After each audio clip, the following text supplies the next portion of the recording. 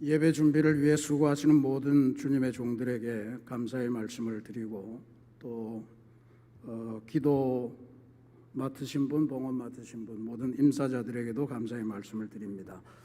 특별히 찬양의 샘 귀한 연주로 매주간 큰 은혜를 전달해 주시는 우리 찬양의 샘 연주단에게 감사를 드립니다. 10시 반부터 하고 모든 연주곡은 우리 교우들의 신청곡으로 이루어집니다.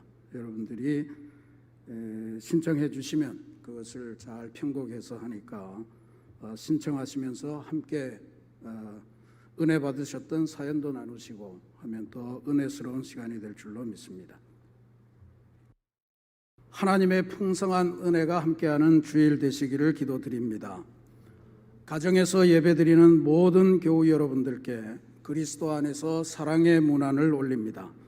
세상이 아무리 우리를 힘들게 하여도 주님의 평안을 뺏기지 않는 여러분들 되시기를 기도드리겠습니다. 지금 우리를 괴롭히는 고통은 잠시 받는 고통입니다. 지나갈 줄로 믿습니다.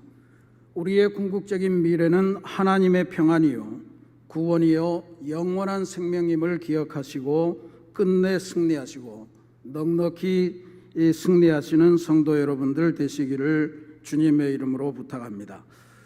오늘 우리가 함께 묵상하실 그리스도교의 진리는 믿음으로 얻는 구원에 관한 말씀입니다. 믿음으로 얻는 구원, 이 가르침은 우리 개신교회로서는 가장 중요한 구원관입니다. 개신교회가 탄생한 출발점이 바로 사람의 행위가 아니요 예수 그리스도를 믿음으로 얻는 구원이기 때문에 그렇습니다. 그만큼 중요한데 웨슬리 목사님도 자신의 표준 설교 44편을 정리하여 출판하면서 제1번 설교로 택한 것이 바로 이 설교, 믿음으로 얻는 구원이라는 제목의 설교였습니다. 그만큼 웨슬리에게도 이 구원의 진리가 또 감리교회 운동에서 가장 중요한 뼈대요 중심이라고 확신했던 것입니다. 여러분들이 오늘 다 느끼시겠지만 대단히 아름다운 가을날입니다. 미당 서정주 선생님은 이런 가을 하늘을 바라보시면서 눈이 부시게 푸르른 날은 그리운 사람을 그리워하자, 그렇게 시어로 노래했습니다. 오늘 아름다운 이 가을날에 우리 새신교회 교우들은 우리들이 마음속으로 늘 그리워하는 주님, 하나님을 마음껏 그리워하시면서 하나님께서 우리에게 베푸신 구원의 선물, 구원으로 가는 길, 구원의 진리를 다시 한번 깊이 묵상하는 은혜의 주일이 되시기를 부탁드립니다. 오늘 이 말씀을 우리가 제대로 이해하려면 우리는 두 가지 단어에 대한 개신교회와 감리교회의 이해를 먼저 하는 것이 필요합니다. 바로 믿음과 구원이라고 하는 두 가지 개념입니다. 통상 예수 믿는 우리들에게 사람들이 가장 궁금해하면서 던지는 질문, 당신은 왜 이 시대에 예수님을 믿습니까? 라고 하는 질문입니다. 아마 그리스도인이라면 100이면 100, 다 구원 때문입니다. 이렇게 자신 있게 대답하실 것입니다. 그런데 그분이 곧 이어서 그러면 구원은 도대체 무엇입니까? 라고 물으면 그때부터는 대답이 궁해집니다. 어떤 광고처럼 참 좋은데 뭐라고 어떻게 보여줄 수도 없고 뭐 이렇게 얼버무리는 상황이 될 겁니다. 우리 그리스도인들을 비난하고자 하는 말이 아닙니다. 우리가 경험하는 구원의 세계의 실체를 말씀드리는 것입니다. 우리 모든 그리스도인들은 구원의 세계를 익히 체험해서 알기 때문에 그것이 너무나도 기쁘고 감사하고 은혜로운데 그것을 설명하려고 하면, 말이나 글로 설명하려고 하면 지극히 어려운 것입니다.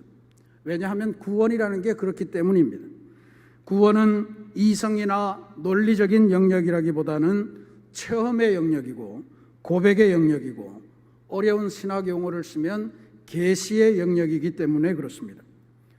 오늘 우리가 함께 은혜를 나누고자 하는 것은 바로 이렇게 어려운 구원의 체계, 구원의 진리를 말과 논리로 한번 이해해 보려는 것입니다. 그래서 할 수 있는 한 우리 마음속에 확신을 좀 더 깊게 하고, 그리고 우리의 이웃들에게 구원이 뭔지 질문받았을 때 들려드릴 수 있는 대답을 우리 안에 가져보려고 하는 노력입니다. 먼저 구원이라고 하는 개념입니다. 구원을 이야기할 때 중요한 또 하나 생각해야 될 내용은 복입니다. 복. 신앙생활하면서 우리가 하나님의 약속으로 받은 귀한 선물이 있는데, 이것은 창세기 처음부터 하나님께서 아브라함을 통해서 일찌감치 우리에게 약속하신 내용입니다. 바로 복입니다. 출애굽해서 약속의 땅에 들어가기 전인 이스라엘 백성들에게 하나님께서는 신명기 28장 모세를 통해서 유명한 복의 강림 선언을 주셨습니다. 성읍에서도 복을 받고 들에서도 복을 받고 내 몸의 자녀와 토지의 소산과 짐승의 새끼와 소와 양의 새끼와 광주리와 떡반죽 그릇도 복을 받는다 그랬습니다. 그래서 인생 자체가 들어가도 복을 받고 나가도 복을 받는 그러한 인생을 살게 하겠다 하는 약속을 주셨습니다. 물론 하나님의 말씀을 잘 지키고 청종할 때의 이야기입니다. 그리고 나아가서 이런 복을 우리만 누리는 것이 아니고 이 복을 나누어 주는 복의 근원이 될 것이다 하는 약속도 아울러 받았습니다. 우리가 복이라고 하면 동양 사람으로서 우리도 낯설지 않습니다. 중국의 고전 서경이 규정하는 오복이라는 게 있습니다. 우리가 아마 다 들어서 아실 겁니다. 수, 부, 강령, 유호덕, 고정명 이런 것을 일컬어 말합니다.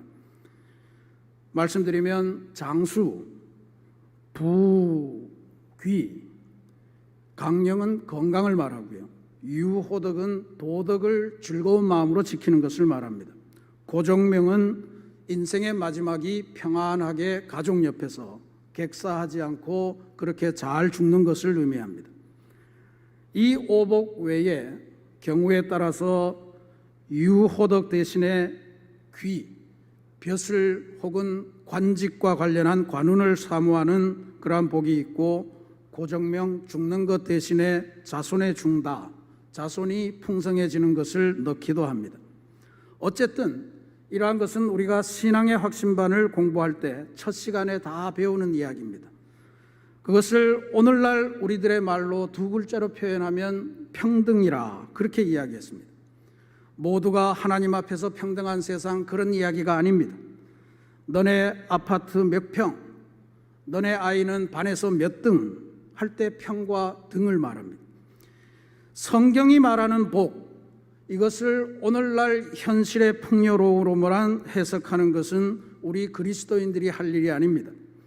물론 복에는 현실의 풍요로움이 당연히 포함이 되죠. 그러나 복을 현실의 풍요로움과 등치하면 곤란하다는 이야기입니다. 성경이 말하는 복을 가장 포괄적으로 잘 알려주는 표현이 바로 구원입니다. 구원이라고 하는 것은 이 모든 오복, 우리들이 현실에서 누릴 복의 모든 것의 근원이 되는 그러한 역사입니다. 구원을 신학적으로 표현하면 창조주이신 하나님과 피조물인 우리가 합일하는, 하나가 되는 그러한 상황을 의미합니다. 피조물이 천지의 창조주를 만나서 하나가 되는 것이니까 피조물의 모든 것들이 하나님의 품 안에서 평안을 누리게 됩니다. 세상에 두려울 것이 없고, 세상에 슬픔이 없고, 기쁘기 그지없는 것, 바울이 표현한 대로 성령 안에서 누리는 의와 평강과 희락이 온 24시간을 지배하는 그러한 삶을 의미합니다. 이것이 구원이고 이것이 성경이 말하는 복의 근원이라, 이것을 우리가 먼저 기억하시는 것이 필요합니다. 근데 웨슬리는 이 구원을 설명하면서 두 가지 사항을 대단히 중요하게 강조합니다. 첫 번째는 구원이라고 하는 것의 구체적인 의미는 죄로부터의 구원이라 하는 사실입니다. 죄라고 하는 것을 신학에서는 하마르티아라고 하는 단어를 쓰는데, 이것은 하나님과의 분리, 하나님과 관계가 단절되는 것을 의미합니다. 그러니 죄로부터의 구원이라고 하면 하나님과의 관계가 연결되고 회복되고 이어지는 것을 말하겠죠. 그래서 하나님과의 관계가 연결되기 때문에 누리게 되는 복, 그것이 구원인데 웨슬리는 죄로부터 구원받는다는 것, 이것이 두 가지 중요한 의미를 또 갖는다고 이야기합니다. 첫 번째는 과거에 우리가 눌려 살았던 죄책으로부터 해방되는 것입니다. 성경은 우리가 아담으로부터 물려받은 원죄가 있다고 가르쳐 줍니다. 그리고 우리가 태어나서 스스로 범하게 되는 죄악들이 있죠. 그것을 신학에서 자범죄, 스스로 범하는 범죄다 이렇게 부릅니다. 원죄이든 자범죄이든 모든 죄악에는 다 징계가 붙게 마련입니다. 책임을 져야 되는 것입니다. 죄의 빚이 있는 것입니다. 그런데 죄로부터 구원된다고 하는 사실은 이러한 죄악의 책임, 즉 죄책으로부터 벗어나는 것을 의미합니다. 이게 어떻게 가능하냐? 바로 예수님의 십자가 보혈의 희생 때문에 그렇습니다. 주님께서 우리를 위하여 희생 제물이 되심으로 죄의 그늘 아래, 죄의 건세 아래 놓여있던 우리를 주님께서 빼내셔서 생명의 구원의 그늘 아래로 옮겨주셨기 때문에 가능한 이야기입니다.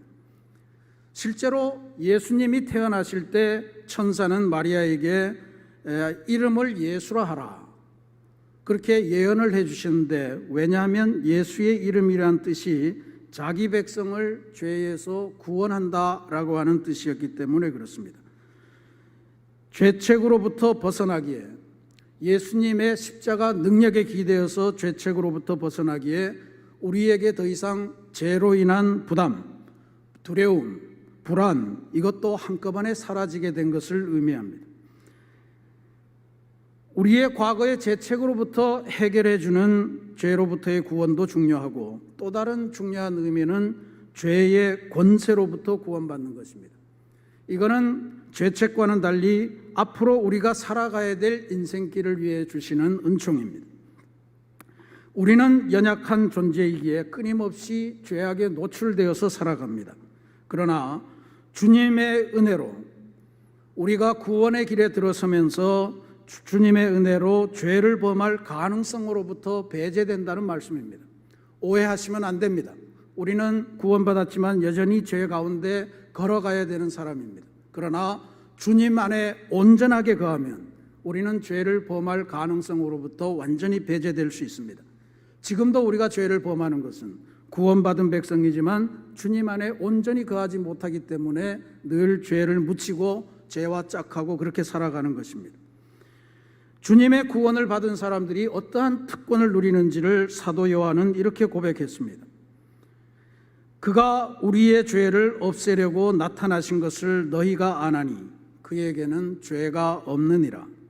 그 안에 거하는 자마다 범죄하지 아니하나니, 범죄하지 아니한다고 그랬습니다. 또 하나님께로부터 난 자마다 죄를 짓지 아니하나니 이는 하나님의 씨가 그의 속에 거함이요.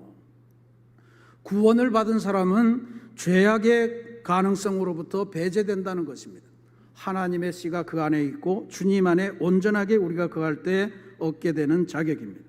주님과 함께 우리는 영원히 죄로부터 자유할 수 있는 자격을 얻은 존재가 된 것입니다. 이것을 잘 누리시는 성도 여러분들이 되시기를 바랍니다.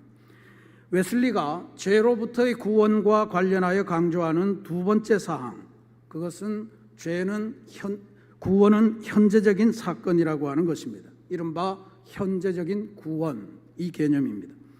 구원은 앞으로 우리가 먼 훗날, 특별히 죽음 이후에나 받게 될 것이 아니라 지금 우리에게 이미 주어졌고 이미 이루어진 사건이라고 하는 것입니다.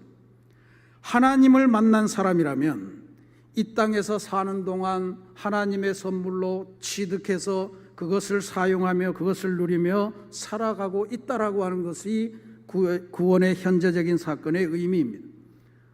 오늘 우리가 봉독한 사도 바울의 고백도 자세히 보십시오. 그 은혜에 의하여 믿음으로 말미암아 구원을 받았으니, 구원을 받을 것이니 하지 않습니다. 구원을 받았으니 이렇게 분명히 이야기합니다.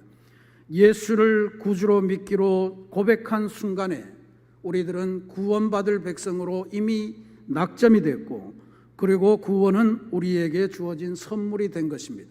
구원받은 백성임을 확신하시고 구원받은 백성답게 살아가시는 은혜를 누리시기를 바랍니다. 누구에게도 예외가 없습니다. 예수님을 믿는 모든 이에게 열려져 있는 그러한 약속입니다. 요약하면 죄로부터의 구원이라고 하는 웨슬리의 가르침은 우리가 가지고 있던 과거의 죄책으로부터의 해방, 그리고 앞으로 다가올 죄의 건세로부터 우리가 완벽하게 보호받는 것을 의미하고, 그것은 예수 믿는 우리에게는 이미 주어져 있는 현실의 선물이라고 하는 것을 분명히 깨치시기를 바랍니다. 이것을 어려운 신학적인 용어로 칭의, 의롭다 함을 받음이라고 하는 뜻으로 사용합니다. 칭의받은 사람, 하나님에게서 의롭다 함을 받은 사람, 그 사람, 이것을 구원받은 사람이겠죠. 이 사람은 당연하게 새로운 삶, 거듭난 삶, 성령에 의해서 새로워진 삶을 살게 됩니다. 그래서 이 세상에서 구원받은 존재로서의 자긍심을 가지고 주님과 더불어 세상은 험하더라도 하늘길을 걸어가는 기쁨 속에 그리스도인의 완전을 향해서, 그리스도의 장성한 분량을 향하여 날마다 영적으로 자라가는 것입니다. 구원의 내용과 의미를 이렇게 보셨습니다. 그런데 오늘 우리에게 진짜로 중요한 것은 구원이 이렇게 좋은 것인데 우리는 그 구원을 어떻게 얻을 수 있는가? 우리는 어떻게 그 구원에 도달할 수 있는가라고 하는 것입니다. 말씀드린 대로 예수 믿을 때 이미 구원은 우리에게 주어진 것입니다. 그러나 성경을 보면 그렇게 간단하지만은 않습니다. 오늘 에베소서의 본문 말씀을 보면 이렇게 되어 있습니다. 구원은 하나님의 선물이라. 하나님의 선물로 주어진다고 고백합니다. 그러면 하나님께서는 무슨 근거와 기준을 가지고 우리에게 구원을 베푸시는 걸까요? 그것을 바울은 믿음으로 말미암아 이런 표현으로 답합니다. 우리가 갖고 있는, 우리 안에 있는 하나님에 대한 믿음, 하나님을 믿는 믿음을 보시고 하나님께서 선물로 구원을 주신다는 것입니다. 예수 그리스도를 믿기 시작했을 때 그 믿음, 이것을 가지고 우리가 구원에 이르게 된다는 것이에요. 그러면 기독교인이 갖는 믿음이라는 것은 무엇일까? 그것을 좀 살펴보면 답이 되겠죠. 세상에 많은 믿음들이 많습니다. 과학의 법칙도 있고 수학의 공식도 있고 사회적인 약속도 있고 여러 가지 믿음에 의해서 우리는 살아갑니다. 그러나 기독교에서 이야기하는 믿음은 하나님을 믿는 믿음을 의미합니다. 변치 않는 하나님을 믿는 믿음. 사회에서 우리가 의존하고 살아가는 모든 믿음의 체계는 시시때때로 다 변합니다. 문법이 사회적인 약속이지만 상황에 따라서 다 바뀌잖아요. 그런 것처럼 모든 것은 바뀌게 되어 있는데 우리가 믿는 기독교에서의 믿음은 변치 않는 어제도 오늘도 내일도 동일하신 하나님을 믿는 믿음입니다. 기독교인들이 많이 받는 질문 가운데 또 다른 하나가 있습니다. 그것은 너 하나님 진짜로 봤어? 이런 질문입니다. 대답하기 곤란하죠.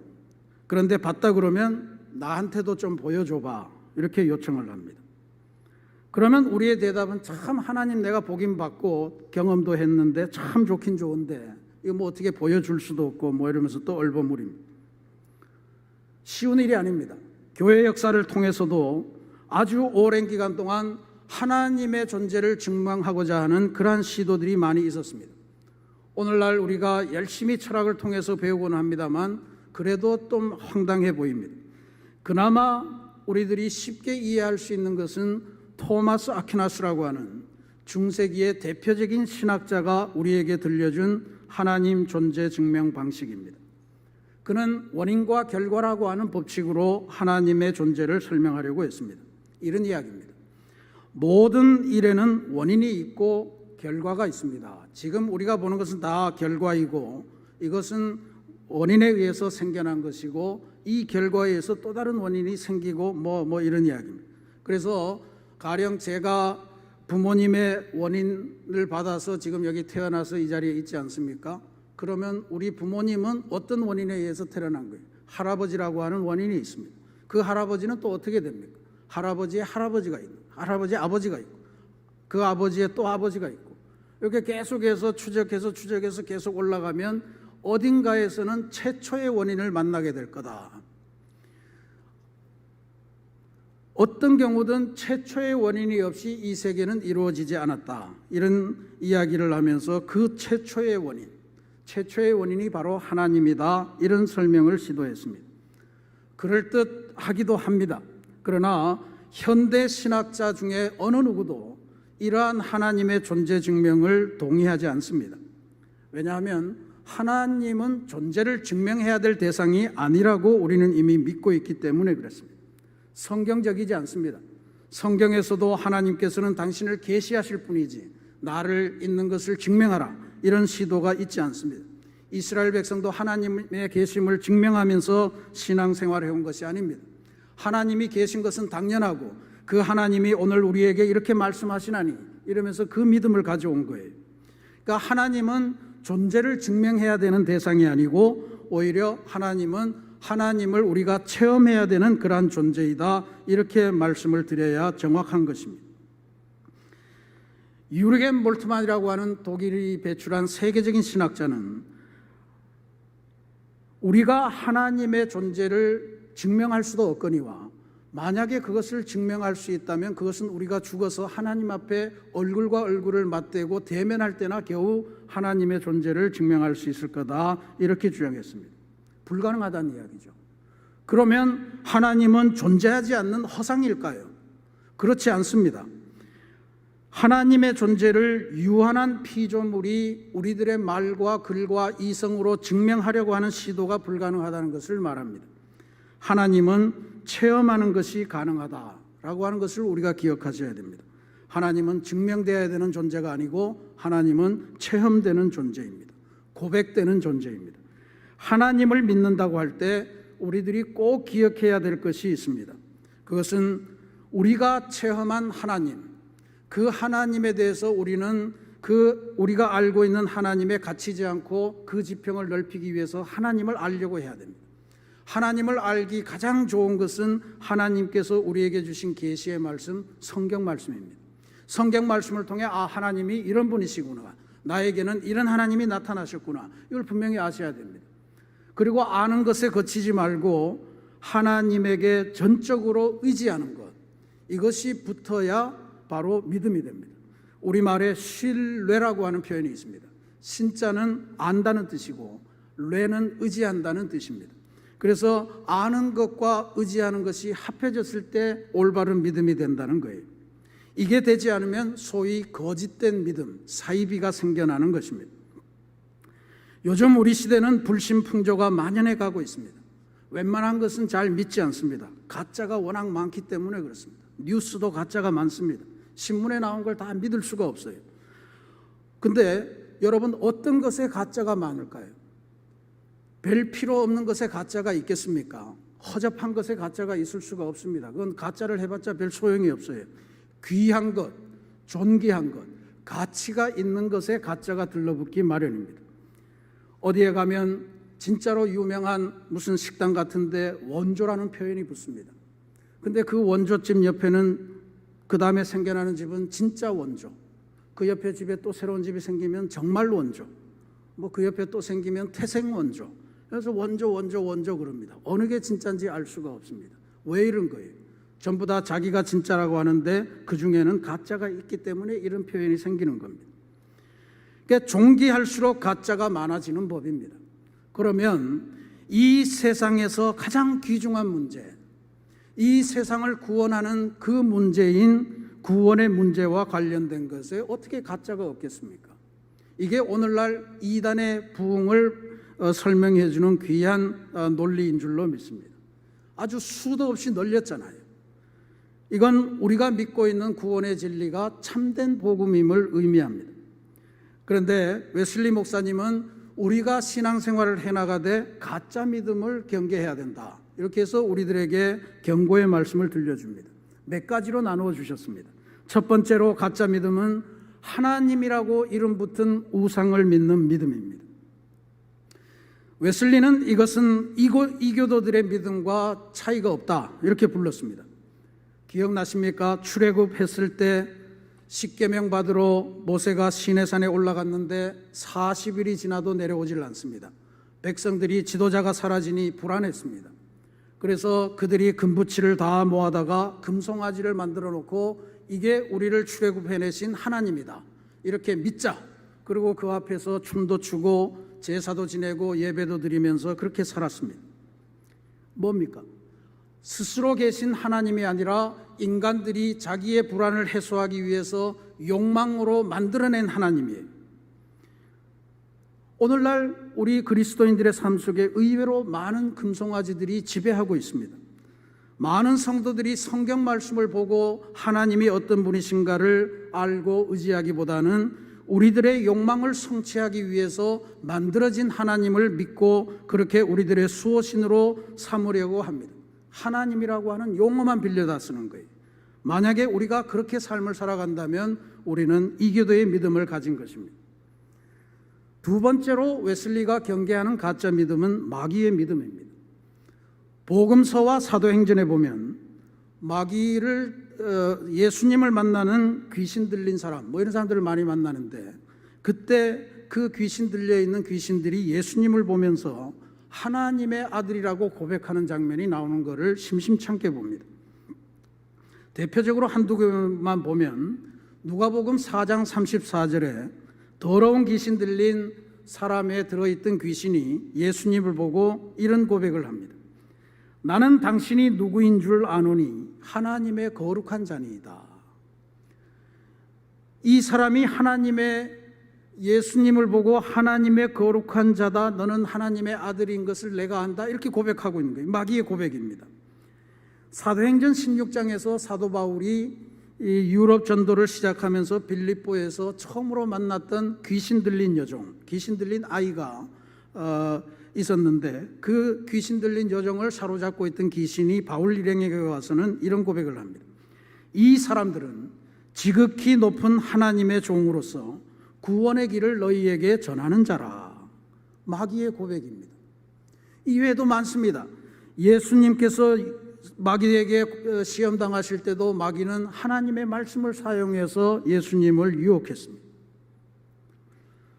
마귀들도 이 정도는 믿는 거예요. 알고 있는 거예요. 하나님이 위대한 존재라는 걸 알고 있어요. 그런데 마귀는 목표가 따로 있습니다. 결정적으로 하나님의 말씀을 이용해서 하나님에게 대적하는 존재로, 하나님에게서 떼어놓기 위해서 우리가 적절하게 알지 못하고 대충 알고 있는 그 하나님의 아는 것을 파고 들어옵니다. 하와를 유혹했던 뱀의 그 관계를 우리가 이미 보셨잖아요. 하나님을 아는 것에만 그치면, 온전히 알지 못하면 마귀의 장난에 놀아나서 하나님의 대적편에 설 수 있다는 사실을 우리가 기억해야 되기 때문에 마귀의 믿음을 조심해라. 그것이 웨슬리가 우리에게 가르쳐준 가르침입니다. 세 번째로 웨슬리가 경계하는 믿음은 제자들의 믿음입니다. 여기서 제자들은 물론 예수님께서 이 땅에서 살아서 공생애를 펼치실 때 예수님을 따라다녔던 12제자를 의미하는 겁니다. 그들은 대단한 헌신의 사람들이었습니다. 예수님의 한마디 말씀, 나를 따르라 하는 그 말씀에 모든 것을 버리고 예수님을 따라 나섰던 사람들입니다. 새 세상에 대한 희망이 충만했던 사람들입니다. 예수님을 따라다니면서 예수님에게 혼도 많이 났지만 나중에 가르침을 많이 받아서 나중에는 예수님으로부터 귀신을 제어하는 능력까지도 부여받았던 사람들입니다. 그러나 이들은 하나님을 온전히 알지 못했습니다. 그래서 하나님에게 온전히 의지하지 못했고 하나님의 뜻의 비전을 제대로 알지 못하고 늘 인간적인 욕망에 시달렸습니다. 결국 이들은 십자가 앞에서 다 배신하고 다 도망하고 뿔뿔이 흩어지고 말았습니다. 하나님을 온전히 알지 못했기에 하나님의 역사와 비전을 전적으로 신뢰하지 못했고 그래서 엉뚱한 길을 걸어갔던 사람들입니다. 진정한 믿음은 그리스도로 말미암아 구원에 이르게 되는 믿음임을 우리가 꼭 기억해야 할 줄로 믿습니다. 하나님을 알도록 하나님께서는 그리스도를 우리들에게 보내주셨습니다. 하나님을 전적으로 의지할 수 있도록 그분이 우리의 희생제물이 되셨습니다. 그러니까 우리가 기독교 신앙이라 내가 신앙을 가졌다라고 하는 것은 두 가지입니다. 성경을 통해서 나타난 이 복음의 진리, 이것이 정말로 진리이다, 동의하는 것을 말하고요. 또 하나는 이 진리에 의지해서, 구체적으로 말씀드리면 나를 위해 희생제물이 되신 예수 그리스도의 십자가의 피에 내가 전적으로 의지해서 살아가겠습니다 라고 하는, 이것이 결합된 것이 바로 기독교의 신앙입니다. 복음에 대한 동의, 피에 대한 전적인 의지, 이것이 결합된 것이 우리의 믿음이에요. 나 같은 죄인이 용서함 받아서 주 앞에 옳다함 얻음은 확실히 믿기는 어린 양 예수의 그 피로 속죄함 얻었네. 이것이 우리의 고백이 되는 것입니다. 주의 보혈 능력이 있도다. 주의 피 믿으오. 주의 보혈 그 어린 양의 매우 귀중한 피로다. 주님의 피가 내 새로운 인생의 근거가 된다라고 하는 것을 믿고 그 피에 의지해서 이 세상을 살아가는 것이에요. 이 믿음을 갖는 우리에게 하나님께서 믿음의 통로를 통해 구원의 선물을 베푸신다 하는 것이 우리 기독교가 가지고 있는 구원관입니다. 사랑하는 우리 새신교회 성도 여러분, 인생에서 가장 중요한 문제는 오복이 아닙니다. 인생에서 가장 중요한 문제는 우리를 옥죄고 있던 과거의 죄, 앞으로 우리를 옥죄일 미래의 죄악, 죄악의 권세, 이것으로부터 우리가 어떻게 해방되느냐, 즉 구원의 문제라고 하는 것을 분명히 깨치시기 바랍니다. 하나님과 분리되는 것, 그 죄악으로 인해서 우리들의 삶은 늘 공포에 떨리고 불안하고 두렵고 슬픈 일에 우리들이 휩싸이게 됩니다. 특별히 우리가 결국은 죽을 수밖에 없다는 이 공포 때문에 한없는 불안에 시달리고 있습니다. 이 모든 한계를 벗어나서 영원한 생명이라고 하는 위로의 구원에 이르는 유일한 길, 그것을 얻어내는 것이 우리 인생의 최고의 목표가 되고, 기독교의 가르침은 바로 이것을 정조준하고 있음을 기억하셔야 됩니다. 하나님을 믿는 믿음, 예수 그리스도를 믿는 믿음, 예수 그리스도의 십자가의 보혈의 능력, 그것이 우리 믿음의 핵심임을 기억하시기 바랍니다. 구원의 문제는 우리가 죽은 다음에 해결 볼 일이 아닙니다. 현재적 구원, 지금 살아서 하나님 주시는 의와 평강과 기쁨으로 이 세상을 살아가는 것, 그것이 구원입니다. 온전히 주님께 바쳐져서 주님만 위해서 살겠다는 고백을 우리가 하는데, 그게 바로 주님의 은혜라고 하는 겁니다. 지금 내가 이 세상에 살아서 주님의 은혜로 슬프나 즐거우나 휘둘리지 않고 하나님께서 주시는 평강 가운데 주님의 나라를 이루기 위해서 살아갈 수 있다는, 이것이 바로 우리가 믿음의 사람으로 감당해야 될 일입니다. 지금 특별히 온 세계는 코로나 감염병으로 인해서 수천만 명이 이미 감염이 되었고 수백만 명이 죽어가고 있는 상황입니다. 우리에게 평안을 줄 수 있는 이 그리스도의 구원이 절실한 때입니다. 이런 시기에 여러분, 예수 그리스도를 통해 이미 선물로 받은 이 구원을 확신하시면서 불안과 공포가 휩쓰는 이 세상에서 오늘도 내일도 하늘의 기쁨을 넉넉하게 누리시며 넉넉하게 승리하시는 성도 여러분들이 되시기를 주님의 이름으로 기도드립니다.